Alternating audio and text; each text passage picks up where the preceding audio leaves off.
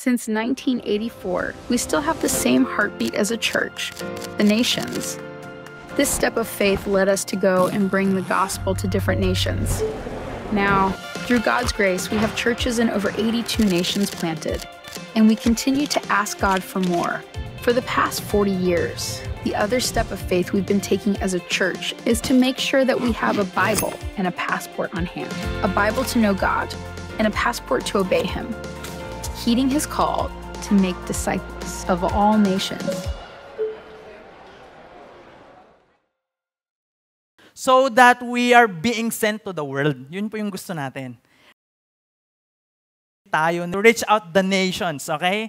To go there, okay? To the places na hindi pa naaabot ng gospel. That's what we want. That's why we go to the missions, okay? Sino dito excited na umalis? Okay, umalis ng bansa, come on, di ba? So, hindi naman to bukas agad, di ba? Pero we're preparing, okay? Konting story lang. Before we will be reading the Word of God, we will be talking about the story of Paul. Okay, sakto kasi si Joshua, ito po, one of the OFW na na-meet po namin.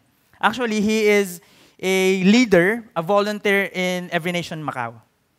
Okay? And syempre, pag OFW, okay, yung primarily reason niya to go there is because he will earn, okay? He will work. Tama po ba? Pero nung magkasama po kami ni Joshua, sabi niya sa akin, bro, alam mo, I want to make the most of this. Okay, na hindi lang ako nag-work, pero I'm gonna share the Word of God to people na mamimit ko. Okay? Ayan po, gabi po yan, kasi sa Macau po pala, panggabi sila. Okay? Panggabi sila kasi parang the latest service po natin doon ay 8 p.m. Grabe, no? Sino dito nakapag-service na ng ganun? 8 p.m. yung umpisa. Ang tapos noon, mga around 10, tapos kakain pa together, di ba, fellowship, mga alas 3 ka na makakauwi, di ba? So, ganun po yung doon. And we're just, tawag dito, nag-engage lang po kami, we were connecting. And sumakto, kasi dito po kami naglakad ni Joshua, okay? Naglakad kami dyan. This is the ruins of St. Paul. Sabi ko, sakto to kasi ang pag-uusapan natin, it's about the Apostle Paul. Okay? We will be reading Acts 20. Okay? And amazing, kasi nung naglalakad po kami dyan, marami kaming namit ni Joshua. Okay? Mga Pilipino na nakatambay, di ba? Yung mga Pinoy, tambay pa din, no? pag after the work, nakatambay din sa mga gilid-gilid doon sa Macau. So, dami naming namit. Pero we've met two people, okay, nung naglakad kami dito sa St. Paul, and we invited them to attend our bridge event or yung ating mental health break na tinatawag nung before bago tayo umalis doon sa bansang Macau. So, nag-attend pa sila. In fact, yung dalawang tao na to, nakasabay pa natin sa plane, nakasabay pa namin sa plane. Amazing. Sabi, tourist po kami. Ayan. So, at least, di ba, they heard the Word of God. And, alright, so, speaking of missionary, okay, si Joshua, kahit na primarily goal niya is to earn, he wants to share the Word of God. In fact, we've met missionaries also. Okay, our pastor there is actually a missionary, and he is going to nations that is creative access. Okay, pag sinabi natin creative access, these are the nations that are, you can't go there and preach the gospel as just like as this. Okay, you need to be creative. Okay? Hindi ka basta-basta magpipreach kasi pwede kang makulong. Pwede kang mapatay. Okay? So, tignan mo yung katabi mo. Ayan, willing ba yan? Okay, na to just preach the gospel, di ba? Talagang radical kung radical. Pero yung nakilala po namin mga missionaries, grabe, yung heart po nila is just to go there. Even if to the point of risking their lives. And I realized, ganun din si Paul. Okay? Ito po yung ruins of St. Paul. This is if I'm not mistaken, parang 1700s nung itinayo po to. And St. Paul, okay? So si St. Paul, ganun din, missionary po siya. Okay? That he's willing to go to places after places just to preach the Word of God. Tapos na-realize ko, ito yung question natin this afternoon na gusto nating tanungin. Okay? Gusto nating masagot, gusto nating tanungin. So gusto nating masagot. What do they have? Okay, what do they have that makes them willing to share it okay, to go there, to sacrifice, even at the risk of their lives. Grabe, no? Ano bang meron sa kanila na kahit minsan delikado, gagawin pa rin natin? Okay? Gagawin pa rin natin. Anong meron sa kanila, itong bagay na to, na willing silang ipahayag, okay, kahit na may risk. Okay? Alright, ready na po ba tayo? Acts 20. Okay, you can turn your Bibles in Acts 20, verse 17 to 27. Alright?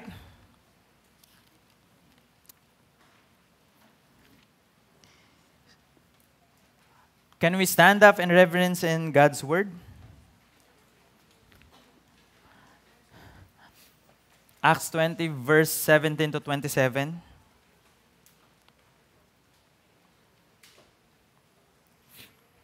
If you're there, say amen. Amen. So let's read all together. Sabi po dito, verse 17, go. Now from Miletus, he sent to Ephesus and called the elders of the church to come to him. And when they came to him, he said to them, you yourselves know how I lived among you the whole time from the first day that I set foot in Asia, serving the Lord with all humility and with tears and with trials that happened to me through the plots of the Jews. How I did not shrink from declaring to you anything that was profitable and teaching you in public and from house to house, testifying both to Jews and to Greeks of repentance toward God and of faith in our Lord Jesus Christ. And now, behold, I am going to Jerusalem, constrained by the Spirit, not knowing what will happen to me there, except that the Holy Spirit testifies to me in every city that imprisonment and afflictions await me. But I do not account my life of any value, nor as precious to myself, if only I may finish my course in the ministry that I received from the Lord Jesus, to testify to the gospel of grace of God. And now, behold, I know that none of you among whom I have gone about proclaiming the kingdom will see my face again. Therefore, I testify to you this day that I am innocent of the blood of all, for I did not shrink from declaring to you the whole counsel of God. Let's pray. Lord, thank you, Lord, for the reading of your word. I pray, God, that you open our minds, our hearts, Lord, particularly to the mission that you are calling us to do. Lord, whether to go to the nations or to just disciple here in our community. Salamat, Panginoon, sa oras na to. Ibinibigay po namin lahat ng papurit pasasalamat. In your name, amen and amen. You can now take your seats.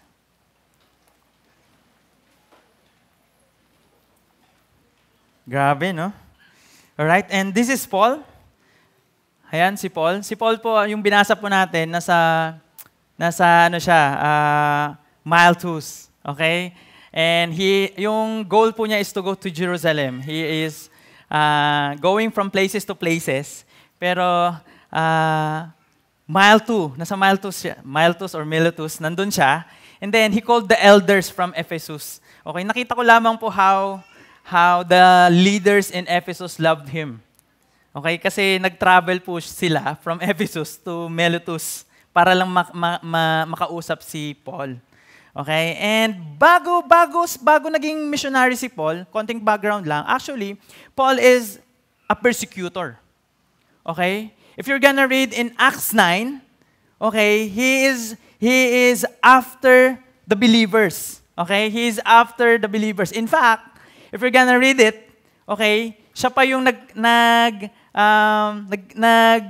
nag-approve, okay, for Stephen's stone. Okay, stone no? Inadik, no? Pinatay po si Stephen, okay, one of the leaders that approve sa pagbato o pagpatay kay Stephen is Paul himself, or Saul back then. Okay, and then he encountered Jesus. Okay, in fact, sabi ni Lord sa verse 4 ng chapter 9 ng Acts, sabi niya doon, Saul, Saul, why are you persecuting me? Okay? So, Saul is actually persecuting the church. And if you're persecuting the church, you're actually persecuting Christ himself.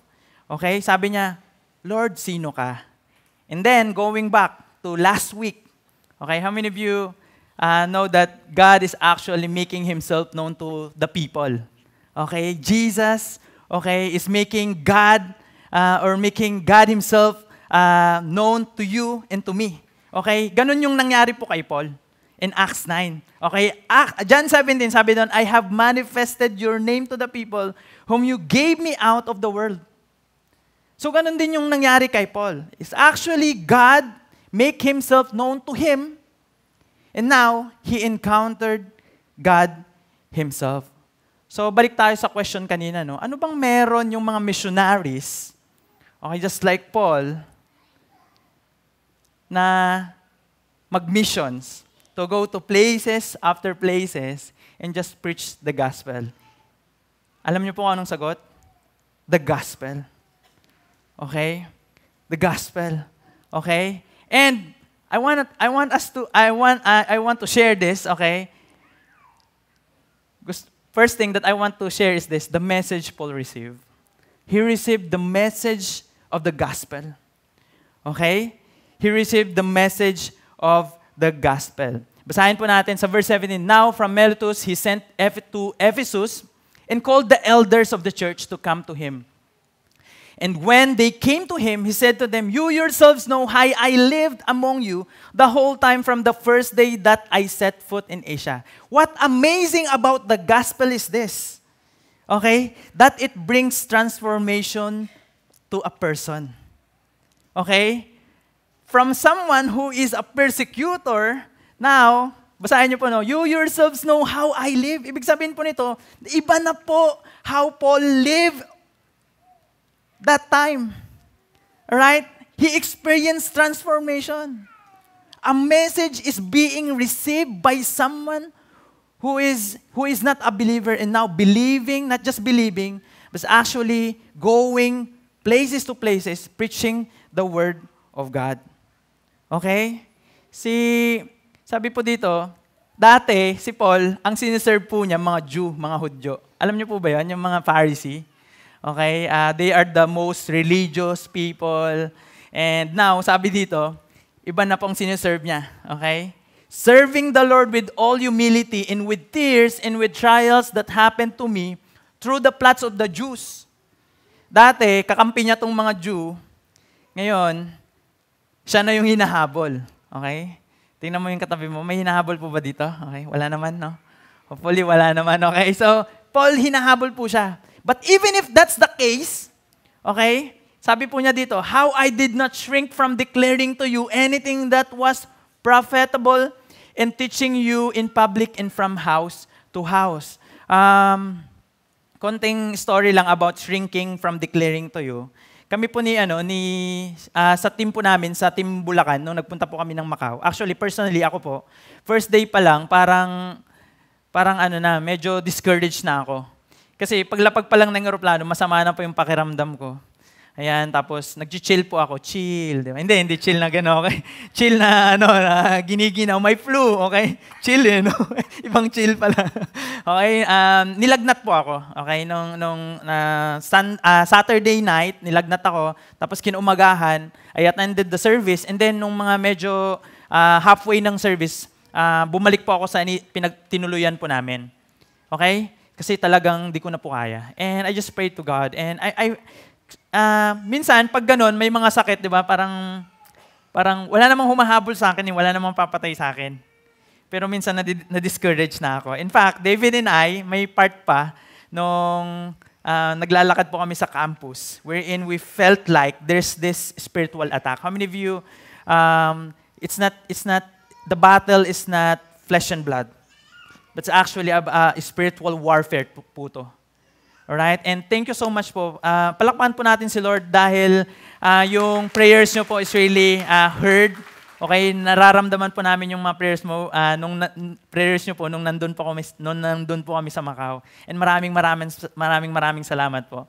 And we're pag may mga atake po na ganito, whether physical or spiritual, minsan, parang nakakadismaya. Okay?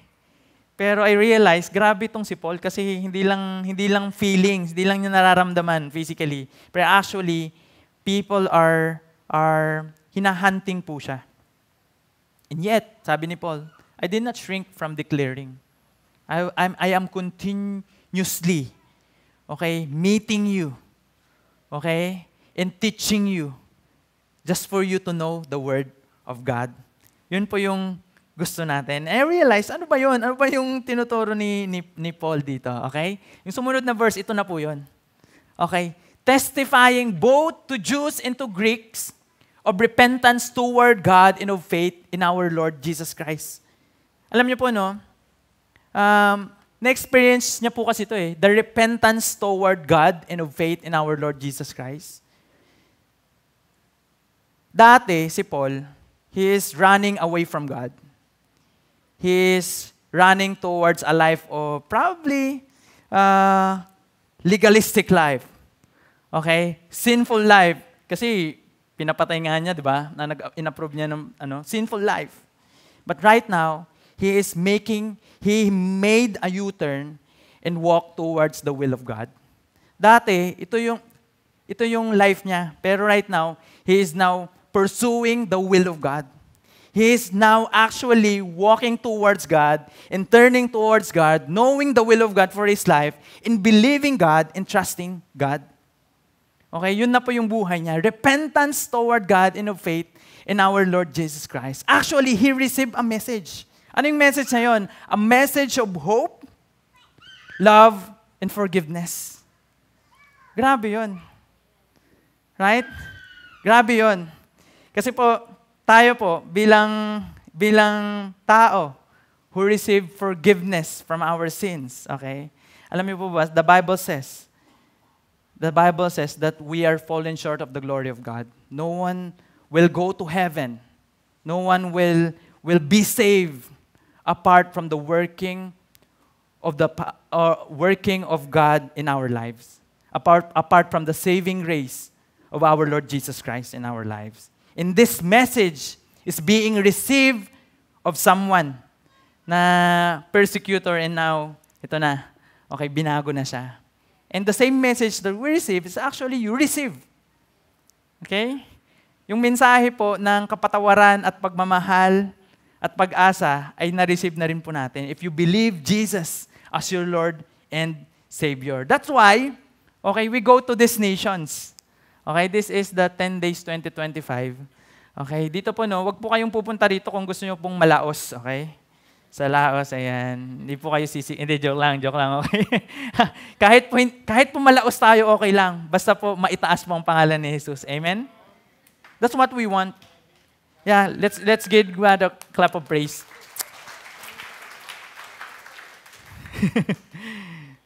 We will go to these nations. Why? Because we receive a message. Paul received a message and he did not shrink back. All right? And sabi ko po, no, going to a mission is not easy. There will be, in every opportunity, there will be opposition. Right? In every opportunity, there will be opposition.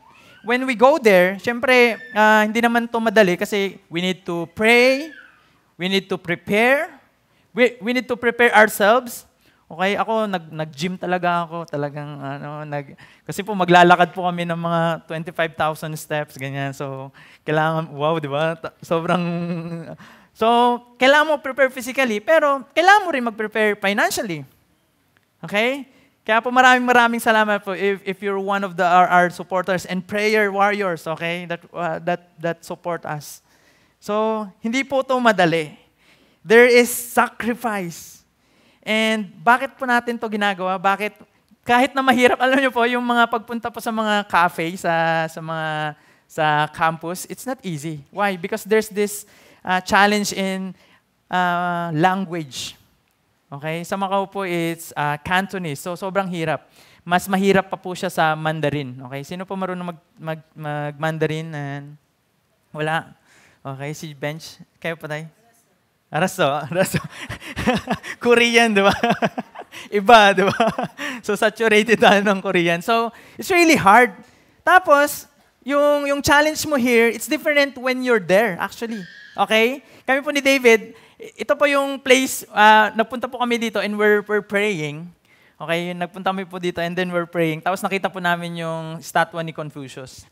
Tapos a missionary said to us, sabi niya, guys, alam nyo ba, the spirit of confusion is actually in the lives of the students.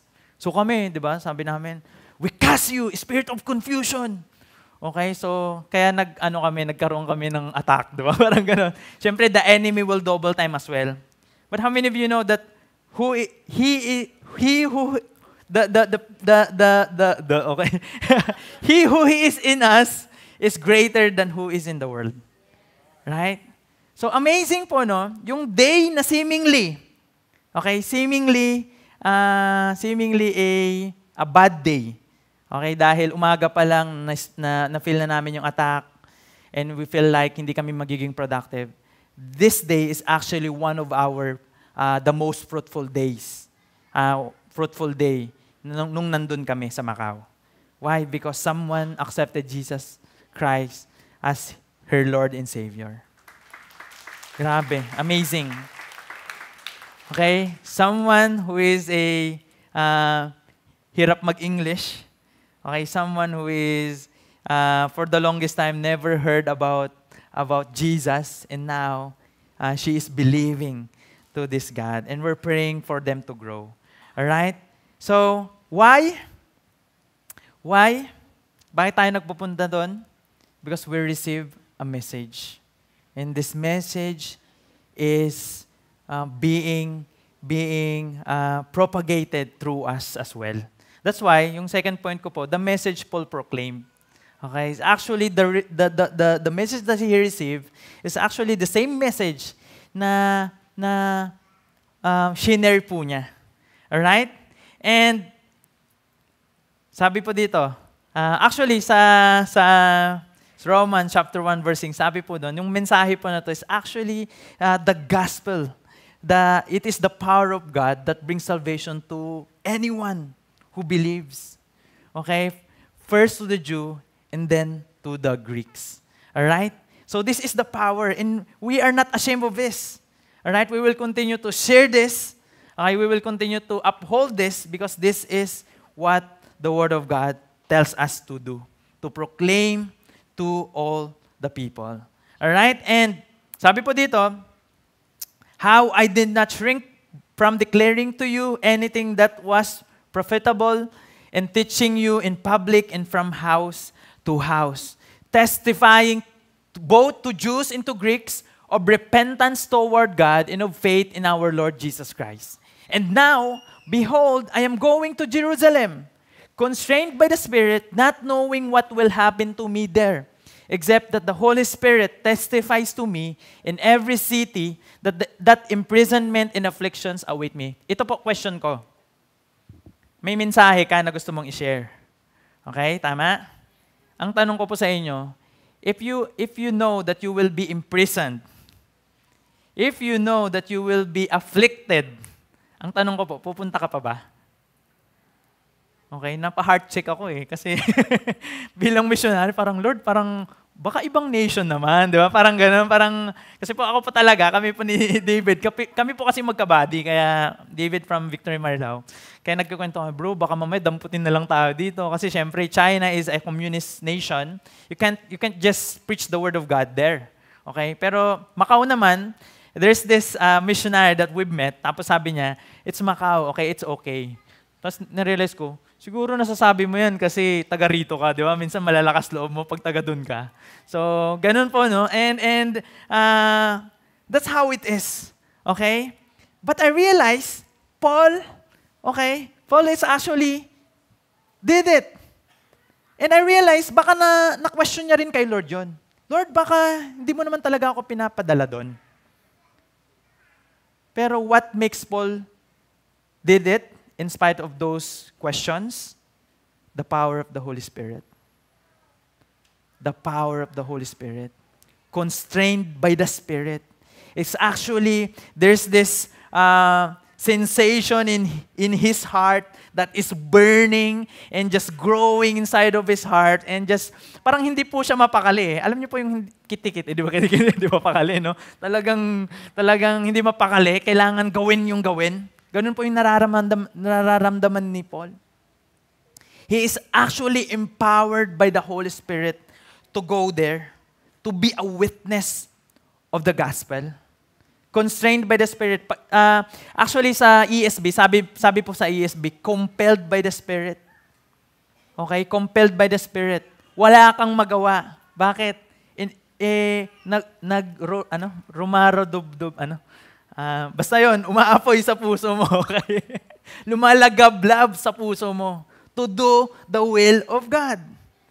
Alright? Ganun po yung pakiramdam ni Paul. And he is bound to do it. Kahit na hindi po niya alam kung anong mangyayari sa kanya. Yun po yun. Sabi po sa Acts 1:8, you will receive power when the Holy Spirit comes upon you. Actually, Paul received not just forgiveness, not just hope. Hindi lang po love yung na-receive ni Paul. He received also the empowerment of the Spirit. Okay? Tignan mo yung katabi mo. Okay? Naka-receive ba yan ng pagmamahal sa Diyos? If you receive the love of God, if you receive His forgiveness, you actually receive also the power of the Holy Spirit. The empowerment of the Holy Spirit in you. So we receive this too. The same message that Paul received, the same Spirit that Paul received, is actually the same message that we receive. Right? And we are also called to go there. Grabe. Ayan, so, alright? Nasaan na ako? Ayan. So, alright, constrained by the Spirit. Ito ang tanong ko, what kind of message you want to proclaim? Okay? What kind of message you want to proclaim? Yung mga nakausap po namin doon, some of them went to Macau to gain wealth. And I realized, ano kayang mensahe yung gusto nilang i-proclaim? They want to proclaim still, not just their success in life, not just their business dahil maganda yung business ko or ganito kasi famous kasi ako, 'di ba? Yun ba yung gusto nilang i-share? No, they want to share the hope that they receive from the Lord Jesus. And we too, this is a question for all of us. That the message that we want to proclaim is not our own message. It's actually the message of Jesus. It is the message of Jesus. Alright? Story ulit. Ayan, si Jimboy. Ayan, si Jimboy. He is one of our leaders. He is a Chinese guy, di ba? Ayan. Brother namin yan eh. Pinahiram ako ng hoverboard. Muntikan na akong sumemplang. So, pero anyway, so this is Jim. Actually, he told us his story. And yung story po ni Jim is, he is actually right now, he is year 4. Okay? Kung tayo po, 4th year, sa kanila, year 1, year 2, year 4. Okay? So, bachelor, student, bachelor's degree student. Year 4 na siya, 4th year na niya, last year. Pero sabi niya sa amin, bro, before siya, actually, he is, di ba leader po natin siya, he's attending the church. Okay? He's attending the church, and then, one time, he got the opportunity to have a business. Nagkaroon siya ng opportunity to have a business, and then, nag-boom yung business niya. Okay? In one word, sobrang yaman niya. Okay? Sobrang yaman po niya.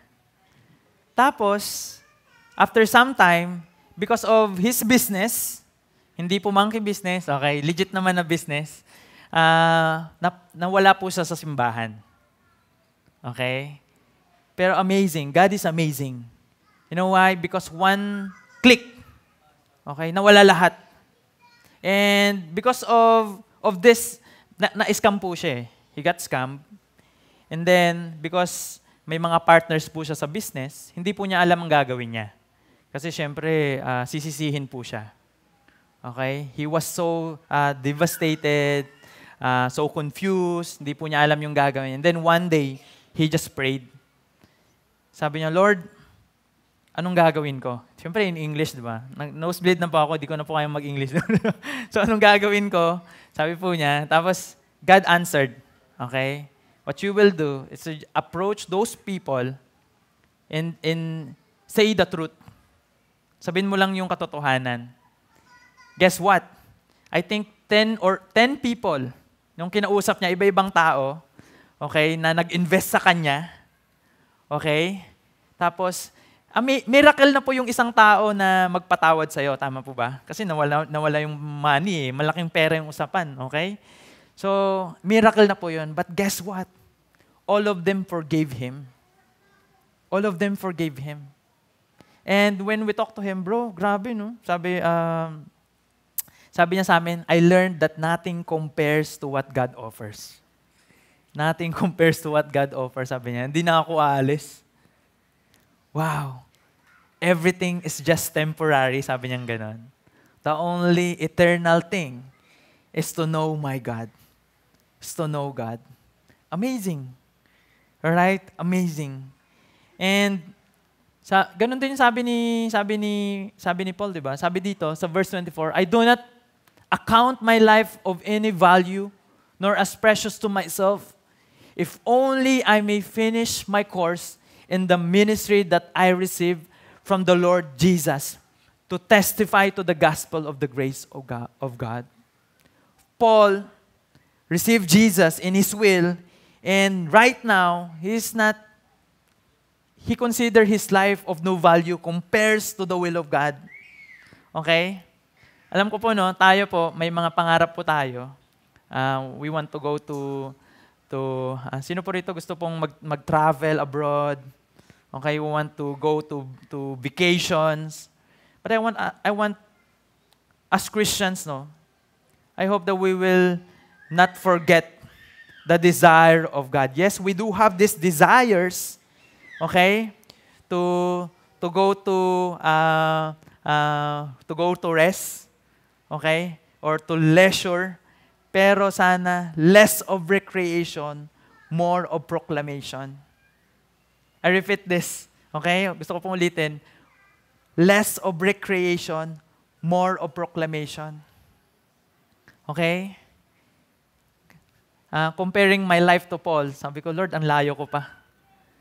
And I want to desire this, that I see my life of no value just to do the will of God in my life. This is what we want. This is what we want. To testify to the gospel of the grace of God. Alright? Story po. Sino po rito nakakilala kay Jim? Hindi po si Jim kanina. Okay? This is Jim Elliot. Okay? He's actually a missionary. Okay? Noong 1956. He is actually a missionary in Ecuador. Okay? Si Jim Elliot po is passionate missionary siya eh. Talagang gusto niyang mag-reach out. Ang gusto niyang i-reach out yung mga tribes, yung mga hindi nakakilala talaga kay Lord. Or talagang di nila, never heard of the gospel. So one time, pumunta po siya sa Ecuador to preach the gospel to the Warani tribe. Okay, Warani tribe. You can search it later. Jim Elliot. And then, together with his four friends, okay, bali 5 po silang missionaries, they went there, okay, kinakaibigan po nila tong tribo na to, pero after some time, alam niyo po kung anong nangyari sa kanila? Pinatay po sila. Pinatay po sila. And I realized, grabe no, kasi katulad ni Paul, may mga ganong missionary. In fact, in our movement, may mga ganon din po. Yung nakita niyo pong mga stand, we have missionaries there. Okay? Bago mag-pandemic, we actually, bro, kasama ka ba bro? Dapat. Bench and I, pupunta po dapat kami ng Pakistan. Okay? Ready kami ni Bench. Okay? Nila James. Okay? And may mga missionaries po tayo to just go there. What's amazing is this.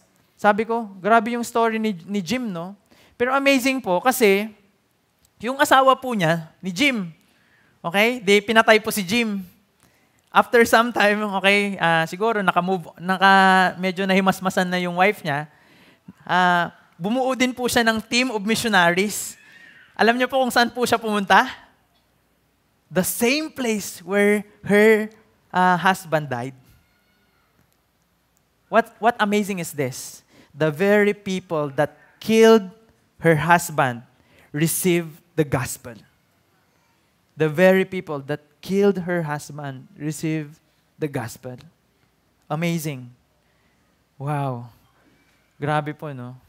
And this message is actually, ini-invite po tayo to bring the same message that we receive.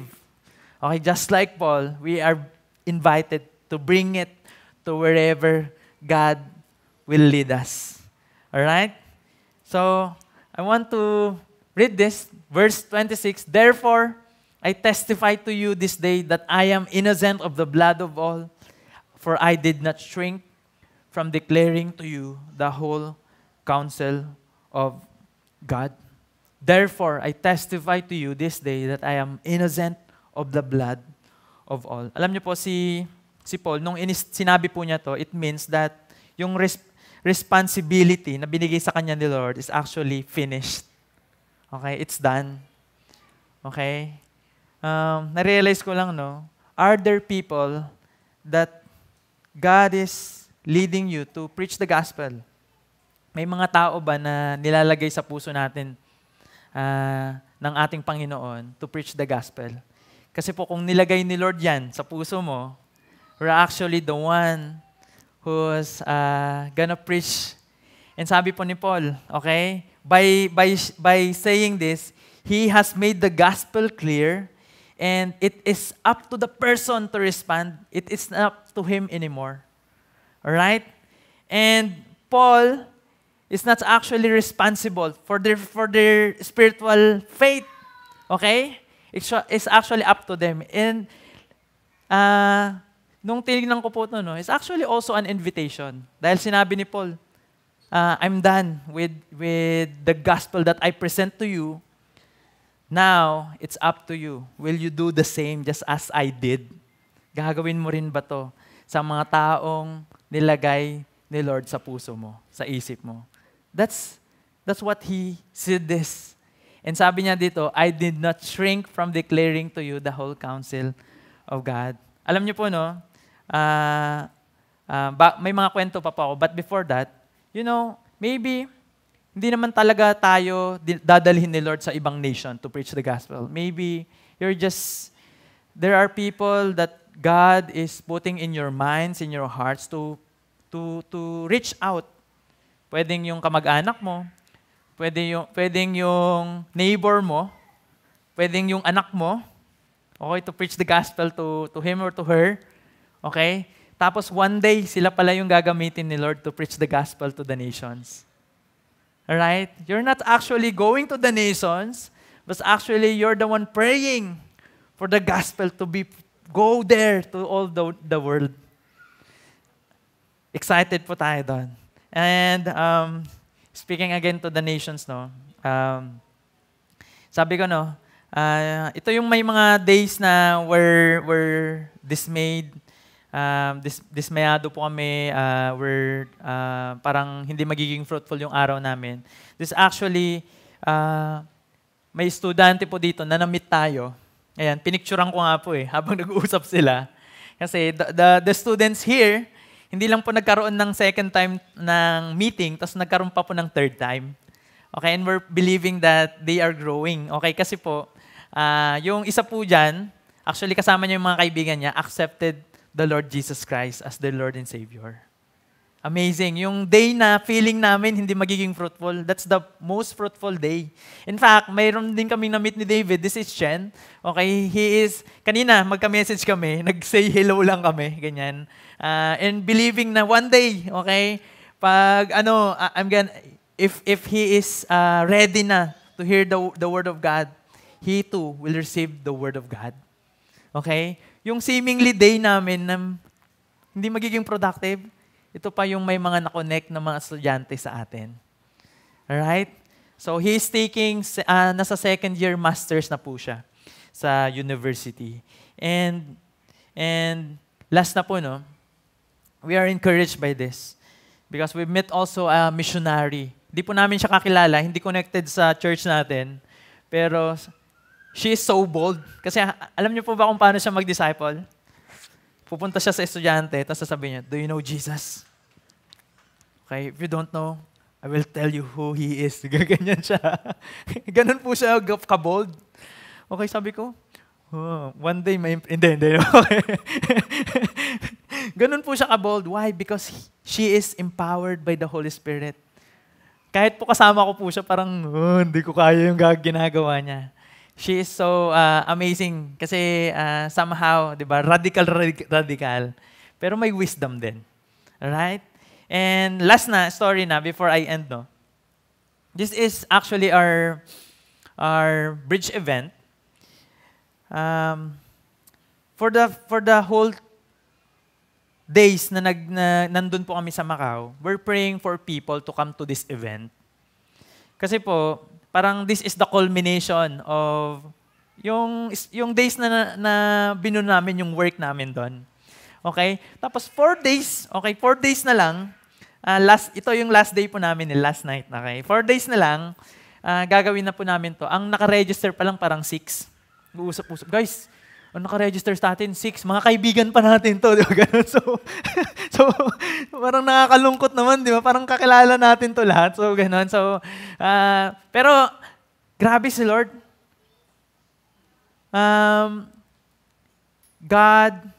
God led 50 people to go to this event.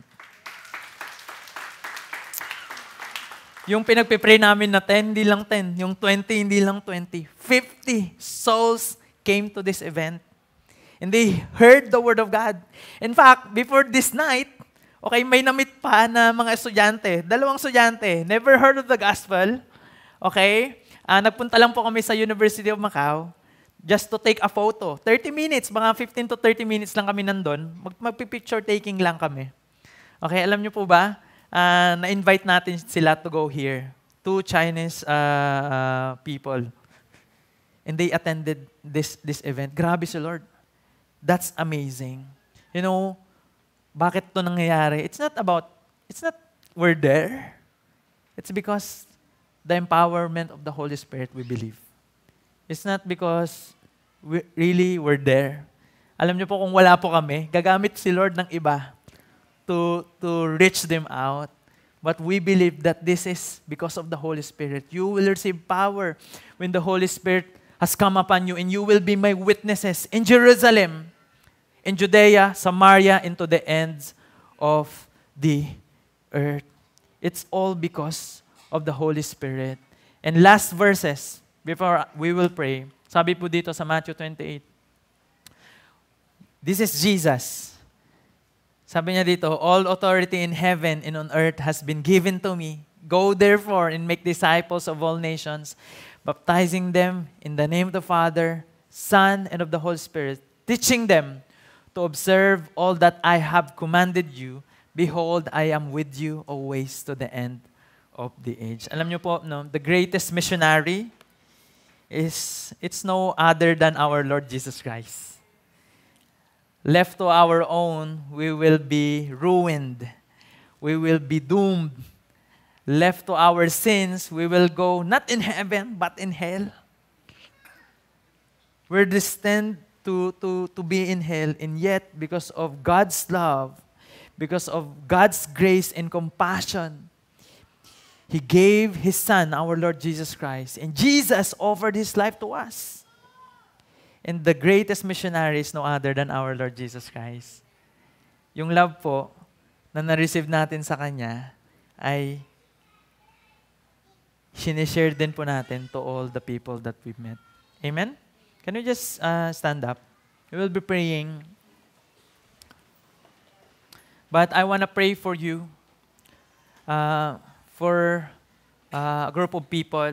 Can you just bow down your heads and close your eyes?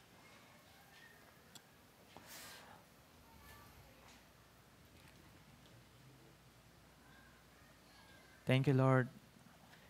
If you're here for the first time and you don't know who Jesus is, pero ngayon parang God is putting a desire for you to know Him and for you to acknowledge that He is the Lord of Lords and He is the King of Kings. You want to accept Him as your Lord and Savior. If this is the first time that you want to to accept, or this is the first time that you attend this church and you want to accept Jesus as your Lord and Savior, I want to pray for you. With everyone is closing their eyes and bowing down their heads, I want to pray for you. If that is you, you want to accept Jesus as your Lord and Savior, and you want to know His forgiveness, His love, His grace, His mercy and compassion, His salvation, I want to pray for you. If that is you, I want you to just raise up your hand and pray this prayer. Can you just raise up your hand? If that is you, you want to accept Jesus as your Lord and Savior. Thank you for those hands, raising their hands. Say this prayer, Lord, I want to know you. I want to know your love, your salvation.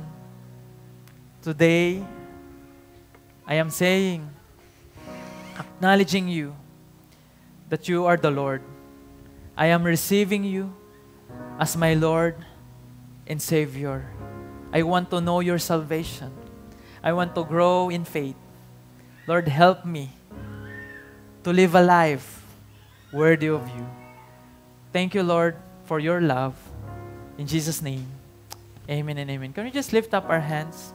Lord, salamat, Panginoon. I pray that we will continue, Lord, to just glorify you in our homes. Lord, gamitin mo kami to preach the gospel, Lord. Lord, as we pray for our families, Lord. Someday, Lord, itong mga pamilya namin to, they will go to nations. We will go to nations, Lord. And I pray, God, that we will continue to bring the gospel wherever we go. Lord, salamat, Panginoon. In Jesus' name.